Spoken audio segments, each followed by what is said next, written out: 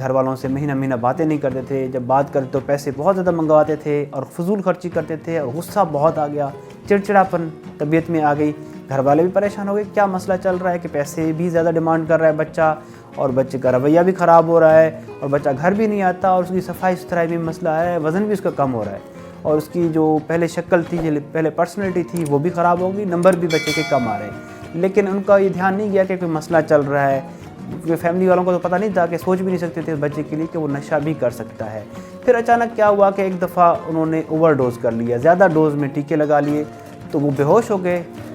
دوست اس کے لے کے گئے اس کو ایمرجنسی میں، جب ایمرجنسی میں لے کے گئے تو اس کی بہت بڑی مشکل سے اس کی جان بچائی ڈاکٹر صاحبان نے، اور وہ گھر والوں کو پتہ چل گیا۔ جب گھر والے آئے تو گھر والوں نے دیکھا کہ یہ ہمارا بچہ تو نشے میں مبتلا ہے،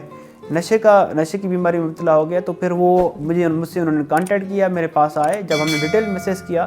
تو اس کی ڈرگ رپورٹ کروائی، تو وہ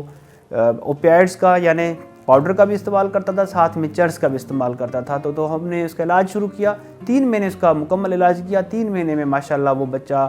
بہت ٹھیک ہو کے واپس چلا گیا۔ اس کی ہم نے کمپنی چینج کر دی، جو پہلے دوست تھے ان کے ساتھ ملنا ختم کروا دیا، اس کو ہاسٹل ہم نے چینج کروا دیا، اور وہ کیا ہوا کہ وہ بچہ دوبارہ سے اپنی لائف میں آ گیا، دوبارہ اچھے نمبر لے کے اپنے MBBS نے کمپلیٹ کیا۔